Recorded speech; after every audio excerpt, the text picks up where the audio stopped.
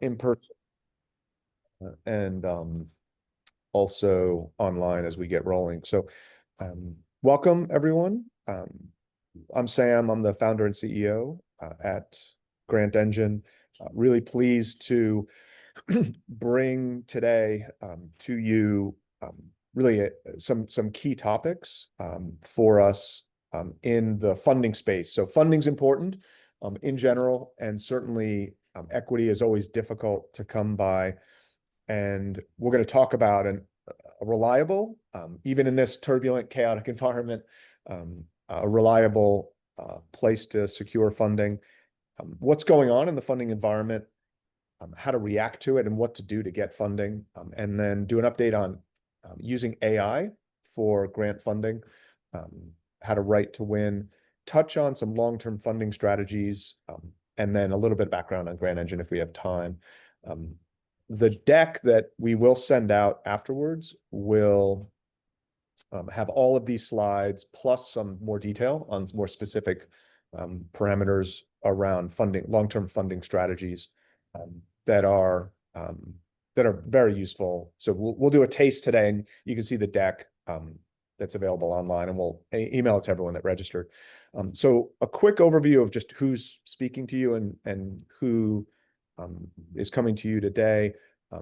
So Grant Engine was started about 10 years ago. Our top line on this slide is really our bottom line. We're really here to save lives and extend the length of a quality life. We do that through getting funding for differentiated products that we seek to get into the market through getting them funding.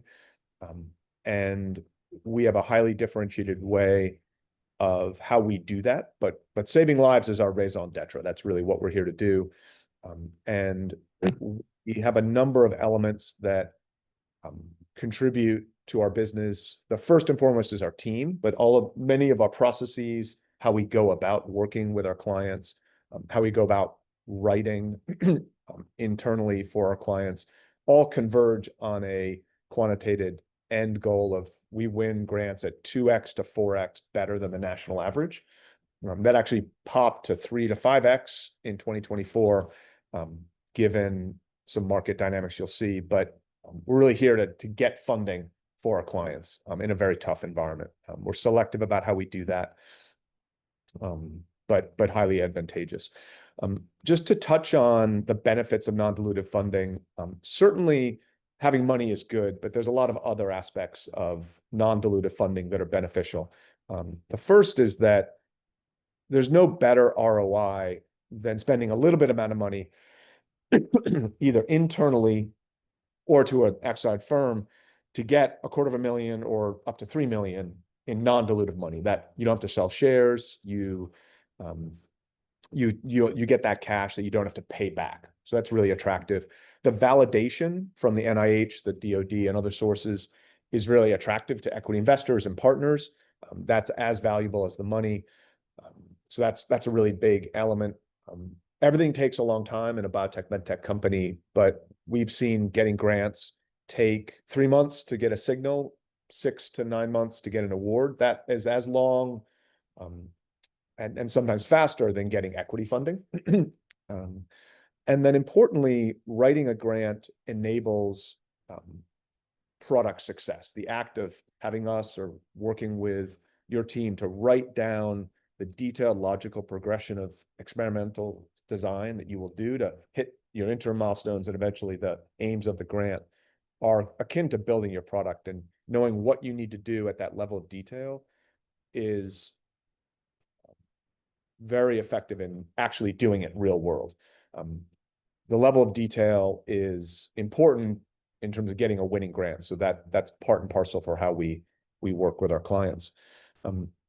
Okay, let's talk about the government, what's going on in the chaos. This is the reality TV show that never stops giving, it seems. We started doing this in late February. We've done a webinar and meeting with clients about every 3 weeks.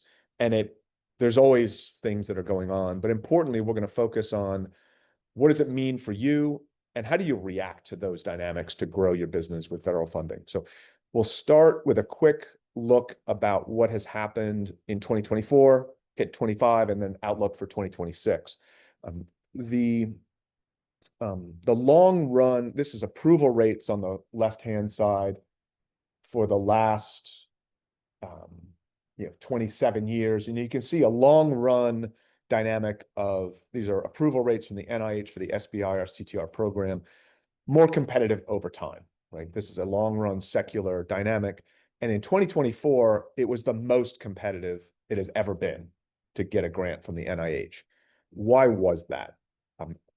And in a supply and demand equation, supply being the money available, the demand of people asking for that money, the numerator of demand divided by the supply of dollars equals that approval rate you see on the left-hand side.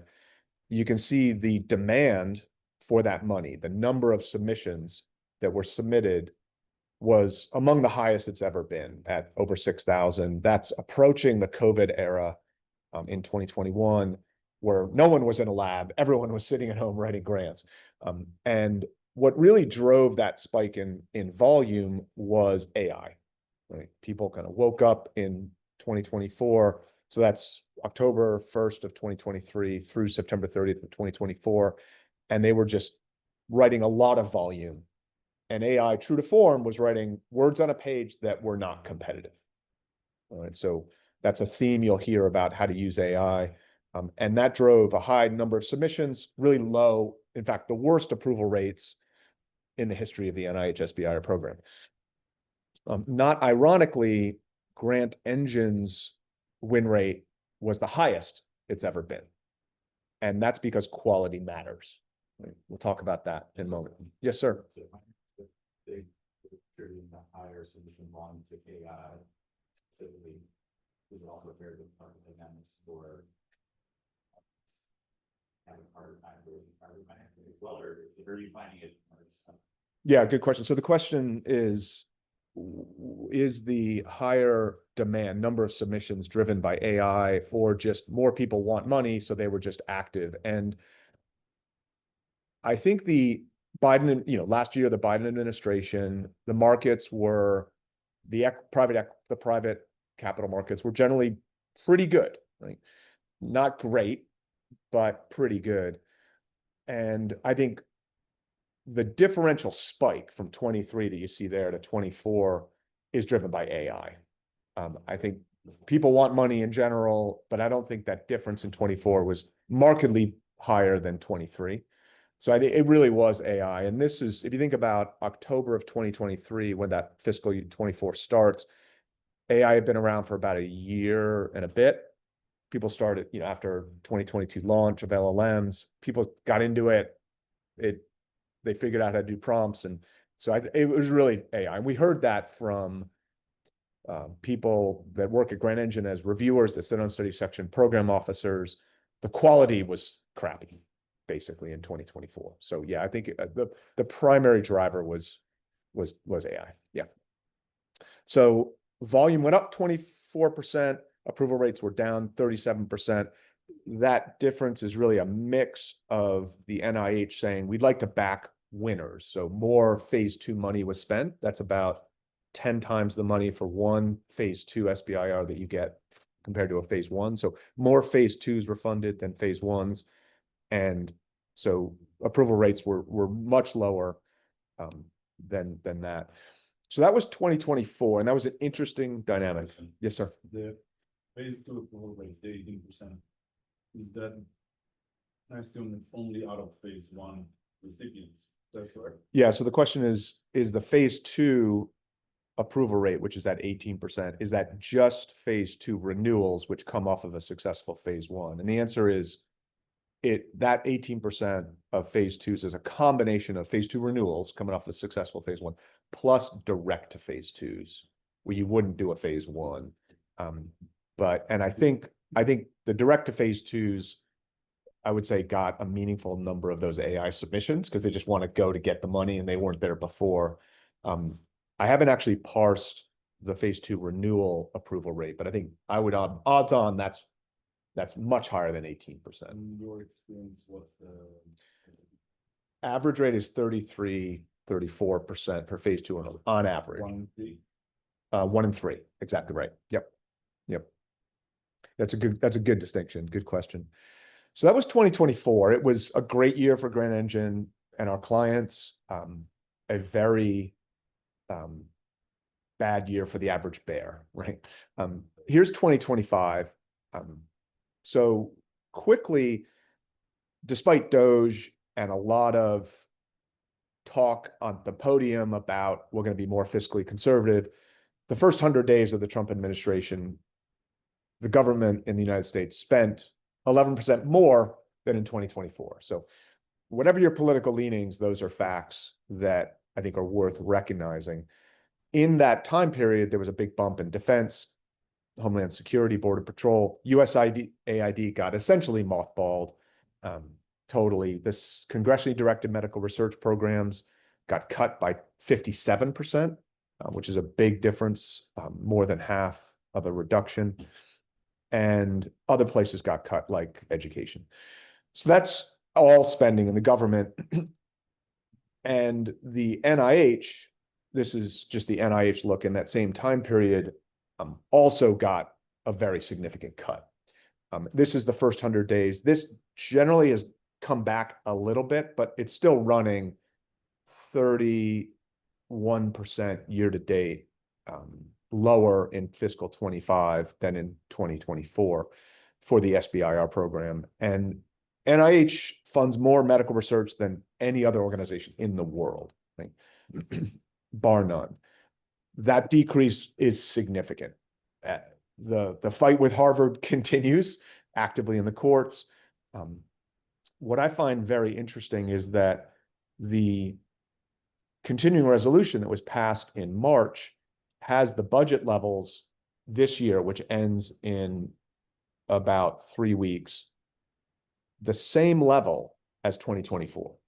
So there is a giant discrepancy between what is approved and appropriated to spend at the NIH, both generally and at the SBIR program, and what has been spent to date. And that's just a fact of life that's happening. How much yeah. of that is Hang on, we got a question internal on the in room, and Yes, then we'll Sam, look at the video. sorry to interrupt. Are you showing your presentation? Oh my goodness, I have not shared my screen. That's snafu. There we go. Sorry, guys. You should have let me know that sooner. Can you see that screen now, Dan? Yes, we can see it now. Thank you. Okay, sorry, guys. All right. and how much of that holdup is controlled, is pending? Courts still discussing and maybe released by a court order, and how much of it is actually controlled, physically controlled by the government's decision? Yeah, I think it's all controlled by the government today. And then, so if a court decides after September 30th that the amounts were invalidated, that should have been spent in 24 but weren't, there could be a clawback from the government that has to pay for a contract that got canceled that wasn't legal. But those are contracts that were already approved. It's not any new allocations. That's right. I think anything that wasn't approved in the new in this year, that's a question. I think that's unlikely to for the court to force the government to approve a contract that hasn't already been approved. I think that's difficult. There is this legal dynamic called impoundment, which is the government didn't spend the appropriated money, and that's actually against the law. So we're in this zone of how does that actually shake out? And I think the courts are going to play a bigger role. So I don't love following politics except for the spectacle of it any more than anyone else does, but it becomes one of these necessary things you gotta monitor. So I think that's the reality. Can I ask about the elephant in the room, or is that later in the deck about what's your expectation for September 30th? Yeah, we're going to talk about that for sure. And let's get there. I really apologize to the folks online for not sharing the screen. That's not helpful, but you'll see all the slides as we go. So a lot of dynamics going on. We're definitely going to talk about year end and 2026, right? What's upcoming for sure. That's the important part. So this is the really interesting implications for where we are right now and what's happened in the last 6 months, and we think what's going to happen for the next 6 months. So because of the fear and loathing and chaos that the administration put out into the marketplace, a lot of people stayed on the sidelines, right? We're going to take indirect rates down to 15% versus 40. We're shutting down federal funding from the NIH. We're firing, thousands, tens of thousands of people. There's a fork in the road. All of that freaked out America. And that was a feature, not a bug. And a lot of people stood on the sidelines because of that. I don't know if the NIH is going to exist. I don't know if the SBIR program is going to exist. And because of that, even though there is less money going out the door, more people are sitting on the sidelines than that. And so the supply and demand equation is such that more people are not applying in this fiscal year, 2025, than there is money that's being spent. So ironically, the companies that, and this has been true for our clients and everyone we talk to, are having an easier time this fiscal year getting money. The approval rates are way higher because there is less money going out the door, but there are way, way fewer people asking for that money.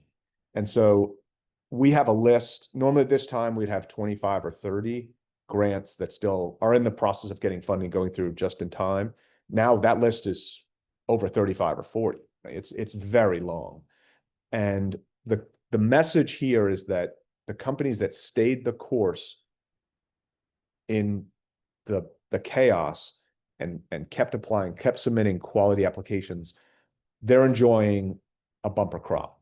And I think that's going to continue in fiscal 26 because people are just afraid that it's not going to exist. So the message here is continue to submit more and higher quality applications to get funding.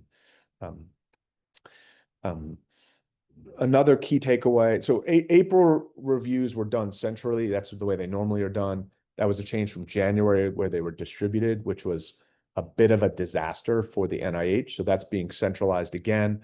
And true to form, this funding is about getting products developed and in market. So the review panels are being guided and trained around more commercial potential. More clinicians are in study section to evaluate the real world application of your product. So if you're building a product that is real and going to help patients, you need to get even more focused on that as it relates to grant funding. So that was 2025. And those themes of stay with it, it'll be easier because more people on the sidelines, and you have to get higher quality, are we see gonna continue. So in 2026, for the fiscal year, the one big beautiful bill was approved into law. We got a memo before it was leaked, and we got a hold of it in early April, calling for a cut of 40% to the NIH, which eventually is what made it into law. That went to the Senate Appropriations Committee, was passed eventually into law, and it actually tracks back to a little bit higher, 27.5 billion. Now the really interesting part starts where there's a three-part way of how money gets approved and eventually cash out the door of the government. There's a law that passes of what the budget is. Then it goes to Appropriations Committee that gets appropriated to the agency. And then the agency is supposed to expend that locally. We're in Appropriations Committee right now. And despite the 40% reduction that's in the big, beautiful bill, there is bipartisan support in the Senate and in the House for NIH funding that is in 2026 as high as 2024 and 2025, right? At the committee level, which is very interesting. So here's the snapshot of that leaked memo that shows the reduction. And here's the quote from the Appropriations Committee saying, NIH, we have your back. this is a direct quote on television, we want to support you at a 1% higher level than in 2024, 2025. And so we're going to see how that shakes out. But just what is in law is not what actually happens end of day, which I find interesting. And there's more detail we can go into if you guys have questions. But the point here is that this is not done. And no matter what, I think it's prudent. We plan on this internally. I think you need to think about that pay lines are going to get tighter. So it's going to get more competitive. And if you plan on that by getting better at getting funding, you're in good shape no matter what. So this is a quick snapshot of the architecture of the life science agencies on the left-hand side, what they've become. The big changes are that ARPA-H is going to continue. BARDA is going to continue.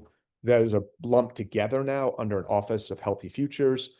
There is talk, I don't think this is actually going to happen, but there's talk about the NIH going from 27 down to 8 institute centers. And then the CDC had a bunch of Aster and NIOSH and other things are getting a lot of other sub-agencies like SAMHSA, ATSDR are going to fall now under a new administration for a healthy America. So that's really just a reorg. The big thing is that I think BARDA and ARPA-H that are more forward thinking are now together in the right place. So this gets to what's happening now, like in the next 3 weeks, and what's going to happen in 2026. So it's very thin margin of Republicans in the House. There's 2 special elections that could narrow that even further. Speaker Johnson in the House is squeezed between Trump applying pressure and his Republican blocs that are getting formed. You see Massey talking about Epstein left, right, and center. What this year-end stopgap looks like to avert a shutdown. Those are the 2 big things. There's hardliners on both sides of the aisle versus pragmatists of how they dig their heels in around a continuing resolution.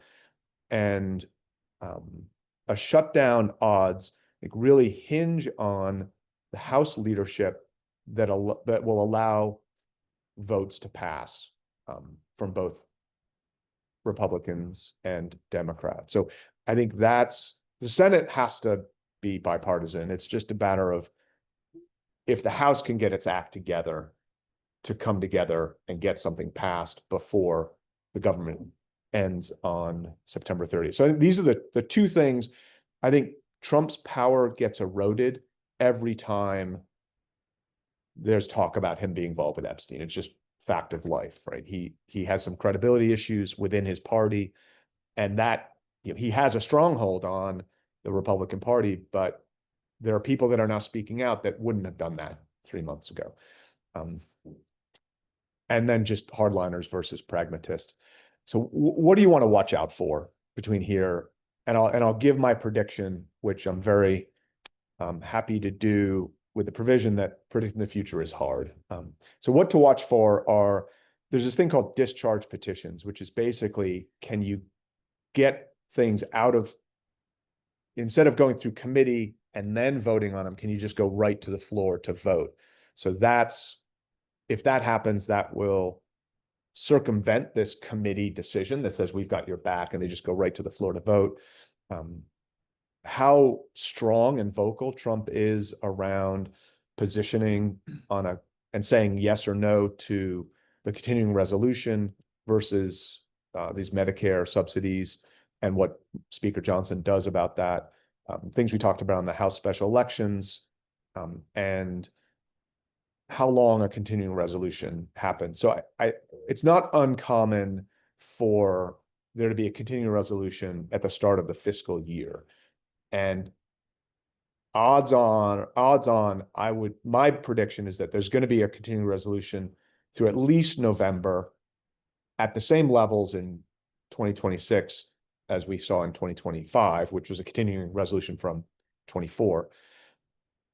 And I think the government will continue to underspend to some degree. I think we're 3 weeks out. Everyone's talking about Epstein, not what's the budget. I think that's just the practical reality. And I don't think politically the Republican Party wants to force a shutdown. I don't think the Democrats necessarily want to do that either. It could certainly happen, but I would put it most likely it's going to be a continuing resolution at same levels through around Thanksgiving. That would be my bet. The other dynamic, and I'm very, like I said, predicting the future is very hard, but that's the most likely scenario. The other thing going on is that the SBR program itself is up for renewal every 3 years. So that's happening now. So what's interesting about that is that the SBIR program was mentioned in Project 2025, right? So on page 755, there is a call to increase the SBIR program as a percentage of what it spends of any federal agency. Right now, that's just under 4%. So it's called for an increase in Project 2025. And by and large, the administration has followed the big things that are in Project 2025, from trying to go after Fauci to immigration to tariffs, right? And so I think there's a bill right now circulating the House that calls for an increase, instead of it being under 4% to 8%. So more than doubling it, and that's got bipartisan support. Not a sure thing, but this has to get approved. This has to go into law before October 1st, or the SBR program is done, right? It just doesn't exist after September 30th. So this has to happen. And this law is not super difficult to do. This bill that's circulating the House right now calls for it to go up and for it to be permanent law versus an authorization every 3 years. So there appears to be support for this, although it's not a certainty. So I've written my elected officials every few weeks about this, and we're encouraging everybody to do so. If you click on that democracy.io link, it gets you just put in your address, it gets you who your representatives are and how to send a message, like automatically online. It's very easy. You can send whatever message you want, but if you want a starting place, that link will get you to a starting place as well. So I think we're going to get a CR, and I think the SBR program is going to go up. There is no better return on investment of any government program compared to the SBR, from farm subsidies to food stamps. It is the best ROI of dollar spent, the biggest job creator, company creator, company advantage, and really country advantage, right? As you think about biotech being a national security topic, this is a pretty big deal for us to stay ahead of China, Russia, and we have taken a step back in the last 9 months for sure. So I think there's a lot of background of why that's a good idea. So yeah, if you can take a poll, if you're online, we'll do a poll question. But I think you can see that now, of what do you think the budget will go to. In the room, unless you're logged in, you're not seeing that. But what do you think will happen? I believe in markets are wise. So the question is, do you think the budget is going to get cut at all? And if so, by how much? So we'll share that here in a second.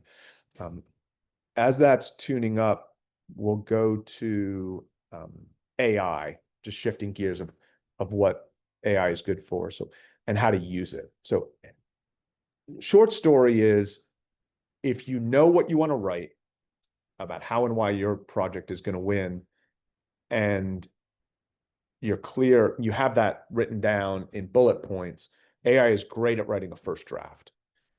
If you don't know how and why your project is going to win in an SBIR or company funding environment, AI will not solve that for you, and it'll give you crap at the end of the day. So on the left-hand side, you really need to have a good aims page. You need to have a thesis around how and why your grant's going to win. You need to have relevant backgrounders that are, papers and a deck. That is defining, I have the right story.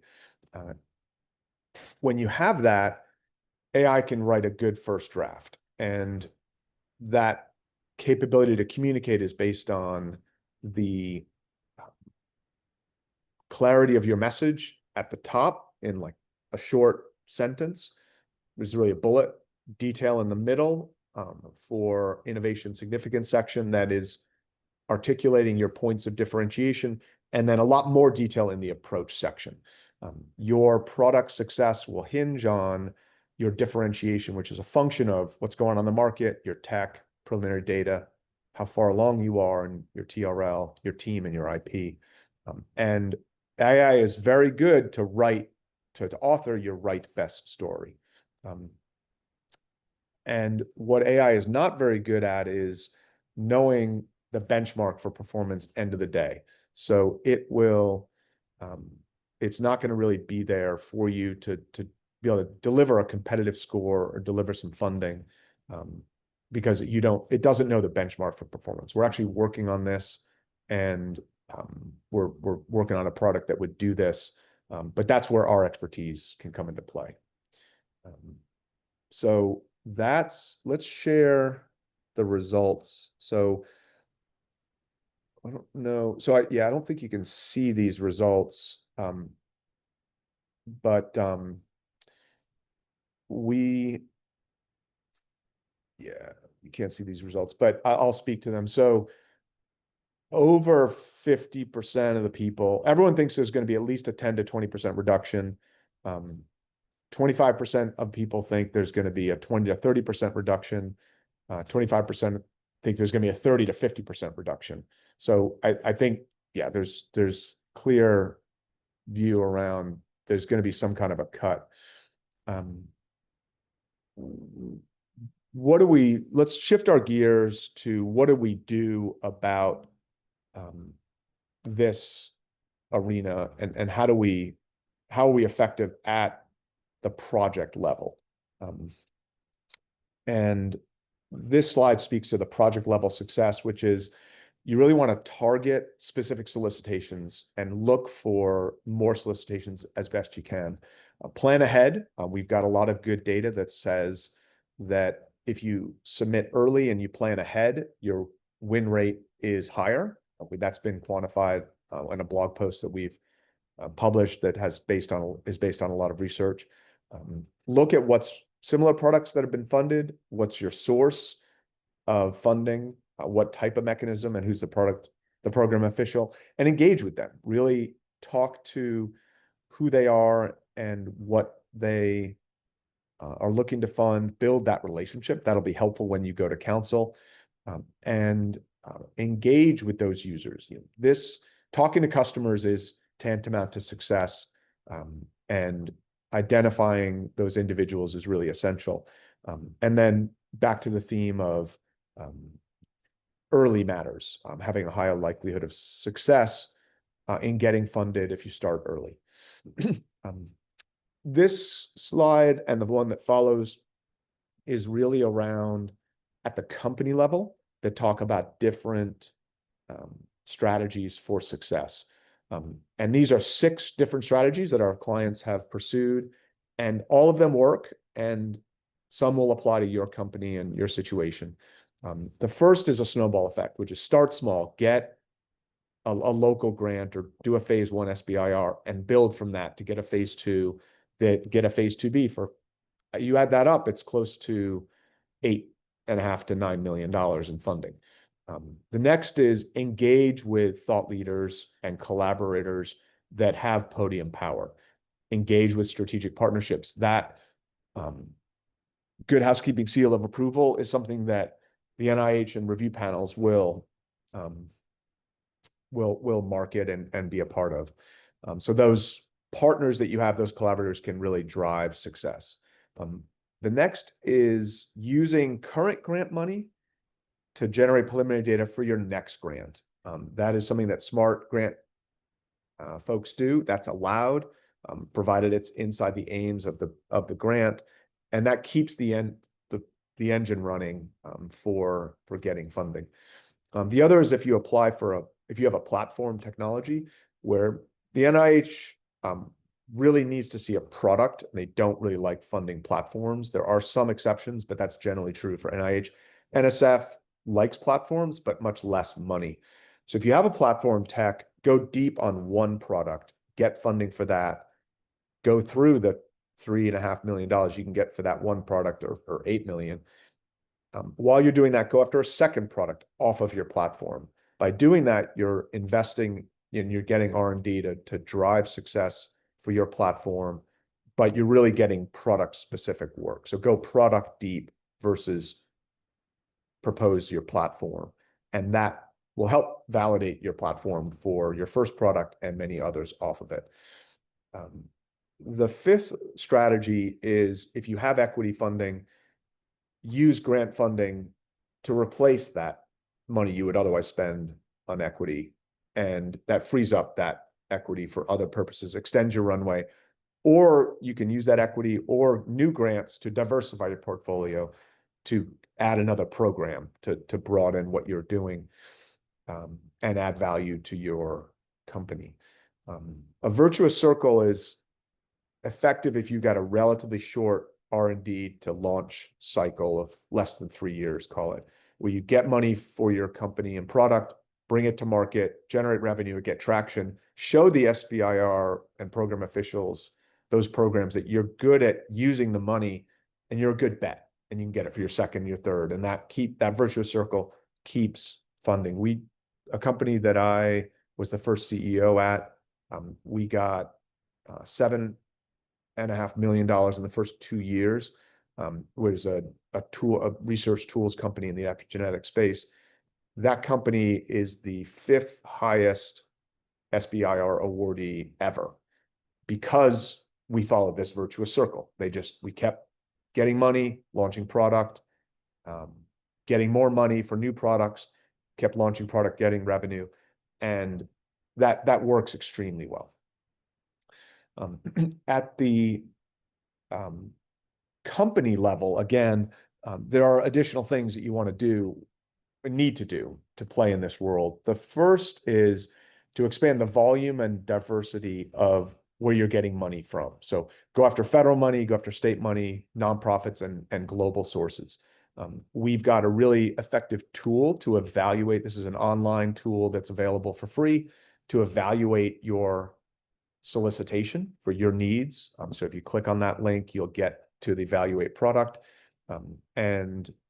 We also have an equity offering for active clients. We do offer it for non-clients at a small fee, where we're going to give you lists of equity investors from PitchBook, which is the best source available. But these themes we talked about go after more quality submissions, be persistent, broad, that is the name of the game. Persistence matters. The NIH loves to say no at first, even if they like it. So persistence is a real advantage over time. Broaden and diversify those relationships you've got. Look into other agencies. Recognize there's new rules under DOGE for the payment management system. And more than ever, there is a tighter scrutiny on foreign risk assessment. So we've seen this just with a whisper of something to do with the foreign countries of interest: Russia, China, Turkmenistan, North Korea. Collaborators. We've seen George Church be a collaborator, and he is a heavy advisor for Beijing Genomics. And that has, we're talking about George Church out of Harvard. The fact that he's at Harvard may be contaminating things a little bit too, but he's a collaborator. That they don't tell you the reason why foreign risk gets tripped up, but that is the only obvious thing that you can look at. So it is a very tight bar that you need to maintain. That's part of the SBIR program in law. And these follow the three-step mantra that we've got at Grant Engine, which is find opportunities, win them, and then after you win them, manage them. So Dan, if we could do the second poll, which is how important is winning non-dilutive funding for you relative to all the other stuff you've got to do at your company. So if you could answer that as we go. I'm going to touch on, we've got a little bit, that's really what we wanted to share in terms of content. I'll run through a couple of slides about Grant Engine since we got a few minutes. So we've got a find, win, manage offerings for each of those. And in the win phase, we have really an offering for any budget amount that you would have. We offer hourly, that's really economical. If you just want to leverage us for hourly. On the left-hand side, we've got Alpha, which is our AI writing tool. And that's $199 a month, plus a very, very low success fee. So that's cheaper than going to Starbucks every day for a month. All the way on the right-hand side, we write the grant, and that is in the cost level for that is in the just under 10,000 to closer to 20,000 upfront and a really nominal success fee. And we write the grant in that environment. You get world-class service and support with our experience and knowledge, including, in addition to writing the grant, we add external review where people who have sit on study sections, we've conflicts cleared them, they evaluate the grant and provide feedback before we do a final draft. In the middle is we're adding value where you write the grant, you can use Alpha, the AI writing tool, or not at your choice. We add value from experts, from the lead writers for grantsmanship. We add our external review.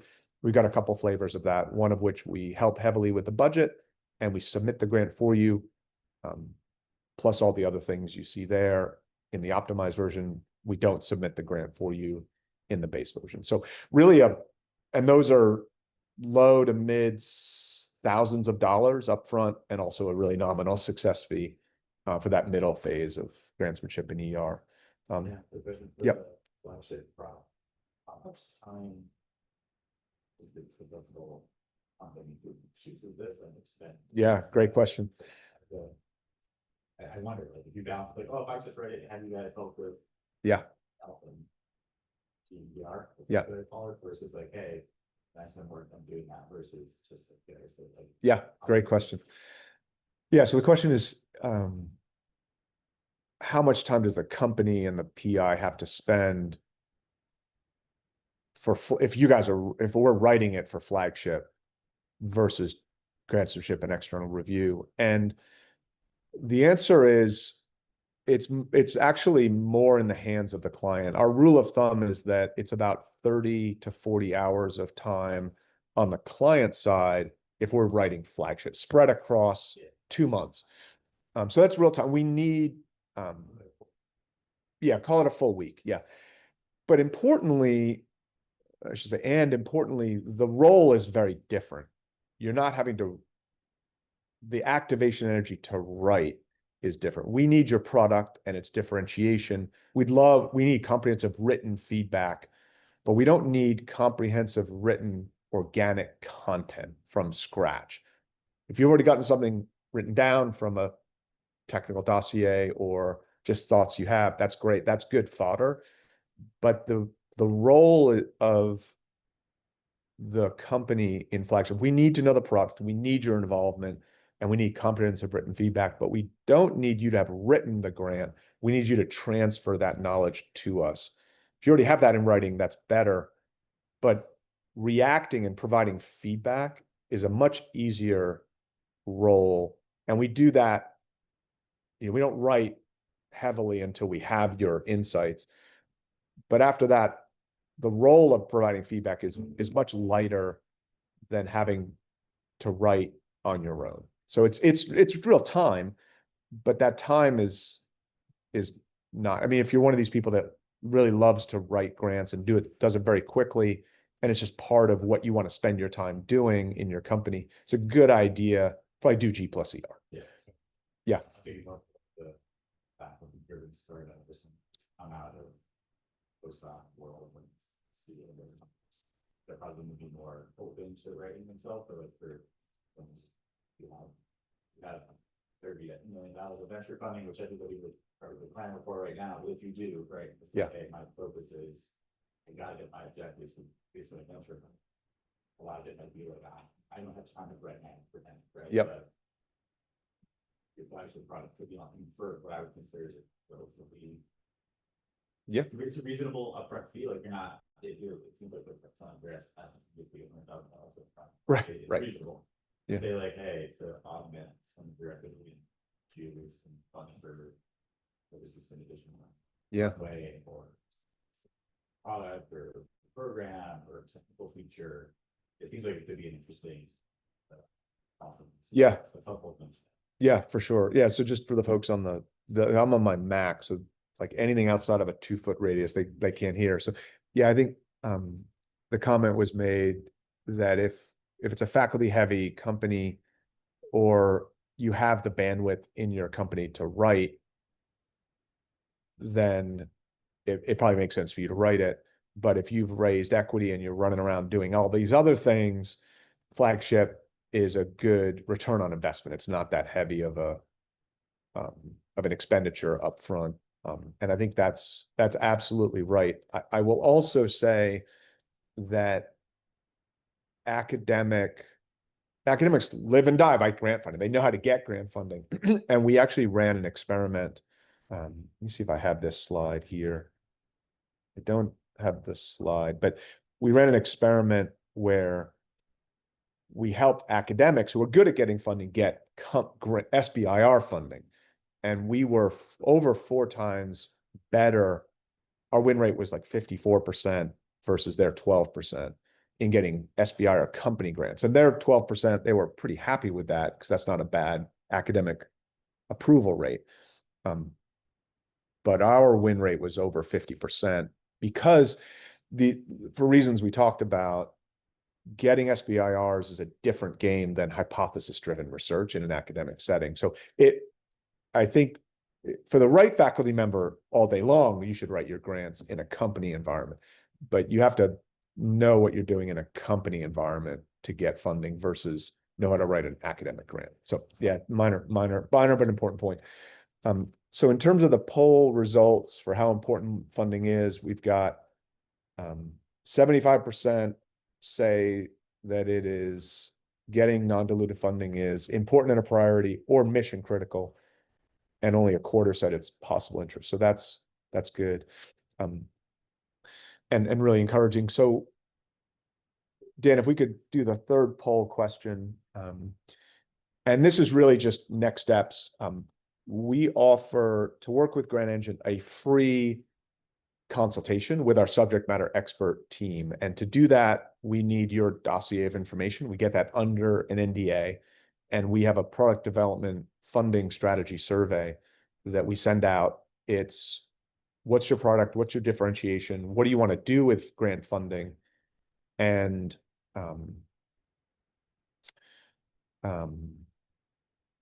IP, some clinical docs, that kind of thing.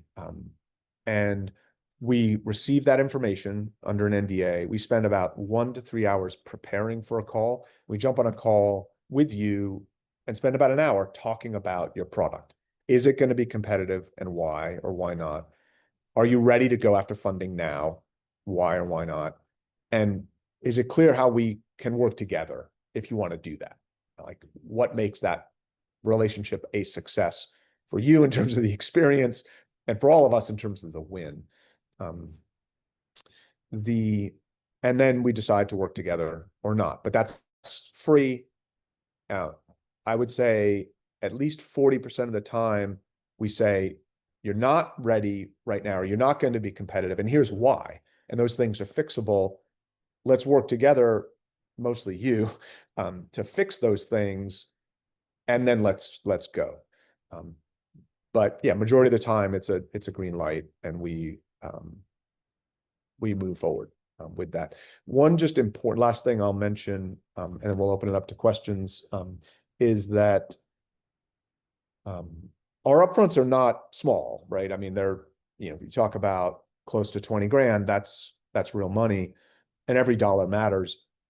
Our upfronts are designed to be below our cost to serve. And we do that on purpose so that if we give you advice, we want you to listen to it, because we only make a profit if you get an award. And in that way, we're aligned, right? We're here to get you funding because we want to make a profit. And I did that very intentionally so that we were very careful about which clients we took on to make sure we were going to get a win. We don't want to waste your time and money. And we're aligned in that way. So that's the short story. And we don't need to share the poll questions of, do you want to work with us? But I think, yeah, 100% of the people that submitted an answer, or maybe 90% of the people that submitted an answer, want to explore working with us to either find new opportunities, go after big funding, or develop a grant strategy. So that's good. Any other questions from the audience? Let me pull up the chat as well. If there's anything else. Yeah. Since we're typically take for you guys from a initial application where it's hey, I'm on the way to okay, now we're together. Yeah. Great question. So how long to get started? And I'll also answer how long to write the grant. So we can do an SME call in a week. I think we generally need 20, call it 48 hours of prep time once we get the dossier. And then we, I'd say a week, max 10 days before we hold that SME call. And if that's yes, yes, yes, in terms of competitiveness, readiness, and working together well, then we'll get started immediately. We always have more demand than capacity. Usually when we do these calls, there's usually 25 to 30 people. So this one's a little smaller for us today, but that's all good, no problem. And we're really excited to have the relationship and invest in that. And we want to be a good partner for Alexandria. But we always have more demand than capacity. And so we're going to cap out for the next deadline, which is January 5th submission date. We're going to cap out right around October 21st, 24th. If we're in conversations with a client, we'll probably push that to Halloween. But yeah, about call it 6-7 weeks from now is, kind of our window to do subject matter expert calls. And then we will, the April deadline comes fast after so it's April 5th after January 5th. So that 3 months is the shortest time. So we'll talk to clients now for the April 5th deadline as well. Once we get started, we're generally looking at least, usually it's 8 weeks to submit. If we have to do it in 6, we do it in 6. But it's usually 8 weeks to write a quality. That's being proactive. That's why we usually cap out right around that time period of late October with the holidays in there for the January 5th deadline. So, yeah. Okay, I think we've got a couple people still on the video. If there's are there any other questions? If you can, let us know if you'd like to do office hours. Just message Dan directly or put it in the chat. We can do those right now. So any other questions or anything that you're curious about? You were really helpful with asking all the good questions. Thank you. Thank you. Thank you Great. very much. Very helpful. Amazing. Thank you. Yeah, thanks a lot. Cheers. Okay. Bye-bye. Okay, thanks. Bye-bye. We'll wrap up the webinar